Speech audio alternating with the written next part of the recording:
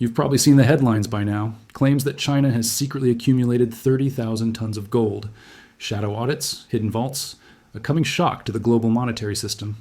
Some channels frame this as a ticking time bomb that's about to detonate the dollar and send gold into the stratosphere. Today, I want to slow this down, strip away the hype, look at what we actually know, what we don't, and what matters for investors. This is Financial Briefing, and the goal here isn't to scare you or sell you a narrative. It's to give you clarity so you can make better decisions. By the end of this video, you'll understand where this 30,000 ton number comes from, why it's controversial, and how I'm personally positioning around it, without assuming either a monetary reset or a nothing burger. Before we dig in, let's do what most channels skip: accountability. Back in early 2023, when gold was trading around $1,900, I said the most likely range for the year was $1,950 to $2,100, not a moonshot, not a collapse. We closed the year averaging just over $2,000. Not perfect, but directionally right. Last summer, when silver ran to almost $30 and the excitement was back, I argued that without sustained industrial demand confirmation, upside would be capped near 32. Silver peaked at about $31.50 and then consolidated. Again, not magic, just probability. And in October, when real yields spiked and gold sold off hard, I said the sell-off looked more like a positioning flush than a structural breakdown. Gold bottomed within 2 weeks and recovered. I get things wrong sometimes, but I keep score, so you know the framework I'm using.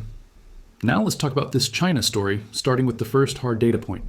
Officially, China reports gold reserves of roughly 2,260 metric tons. That's according to the People's Bank of China, updated most recently in late 2024. For context, the United States reports about 8,100 tons, Germany about 3,300, and Russia just over 2,300. What this means is that, on paper, China still holds less gold than the US and slightly less than Germany, despite having the world's second largest economy and the largest foreign exchange reserves historically. What it doesn't mean is that the official number is fake. Central banks underreporting or delaying disclosure of gold purchases is not unusual. China itself went 6 years, from 2009 to 2015, without updating its gold holdings, then suddenly revealed a 600-ton increase. So opacity here is normal. It doesn't automatically imply a hidden stockpile an order of magnitude larger. The second data point is where the 30,000-ton claim comes from. Some independent analysts have attempted a shadow audit by adding up domestic mines. Production, net imports through Hong Kong and Switzerland, and estimated state absorption since the early 2000s. China mines roughly 370 tons per year domestically. Over 20 years, that's about 7,400 tons. Add net imports, which some estimates place around 15,000 to 17,000 tons since 2002, and you get to a cumulative total north of 20,000 tons. Then comes the leap, the assumption that most of this gold never enters the private market and is ultimately controlled by the state, either directly or indirectly, pushes the estimate toward 30,000 tons. What this means is that, at best, this is an upper bound scenario built on aggressive assumptions. It assumes minimal private ownership leakage, perfect data on imports, and centralized state control over flows that are, in reality, fragmented. What it doesn't mean is that China has 30,000 tons sitting in a single vault, ready to be revealed tomorrow.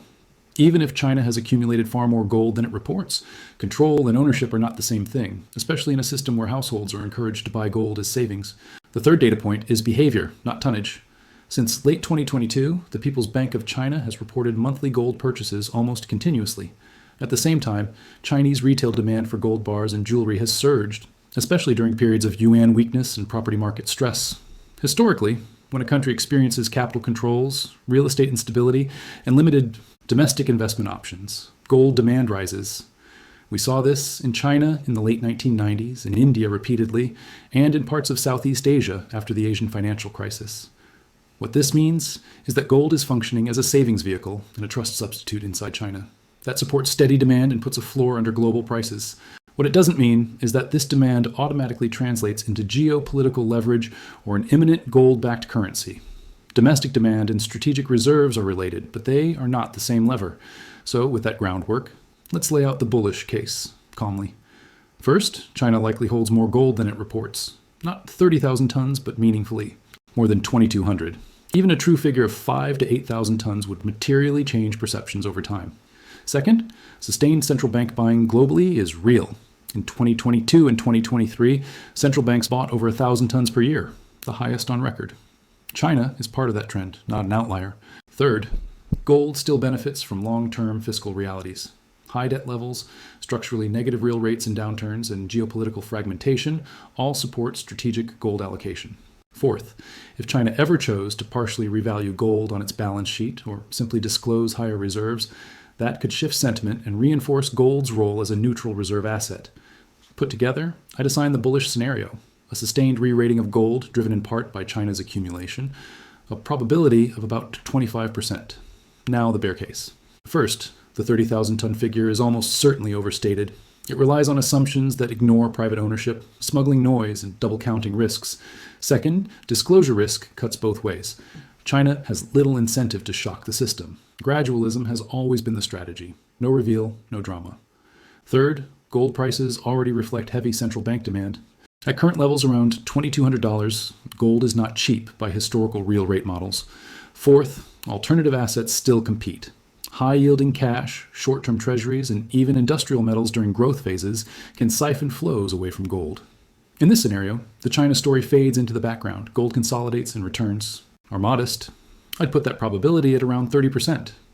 Which brings us to the middle case, the one I think is most likely. China continues to buy gold steadily and underreport it. True reserves slowly climb, but disclosure lags. Gold remains supported, but not explosive. Prices trend higher over years, not months, with volatility along the way, driven more by real rates and the dollar than by secret audits. In this world, gold behaves the way it usually does: a portfolio stabilizer, not a lottery ticket. I assign this scenario about 45% probability. To understand why this feels familiar, it helps to zoom out historically.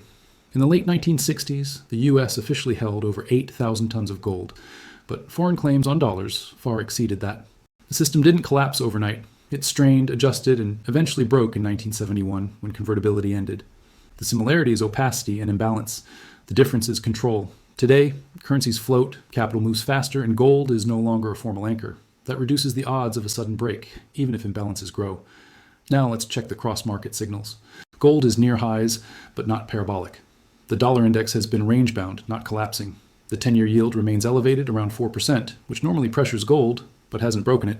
That tells me gold's strength is coming from diversification demand, not fear. That's constructive, but it's also slower. Positioning data supports that. COT reports show managed money not excessively long. Banks are net short, as usual, but within historical ranges. Institutions are adding gold quietly, not chasing. So here's my personal action plan. If gold breaks and holds above 2350 with falling real yields, I add 5% to my gold allocation via physical and low-cost ETFs. If gold falls below 2,000 with no systemic stress, I do nothing.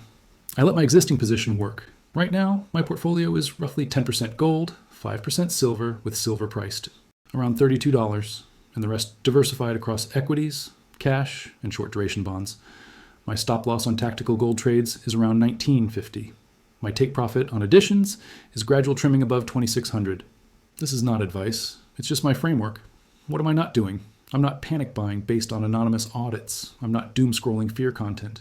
And I'm not assuming monetary collapse is inevitable. What am I watching this week?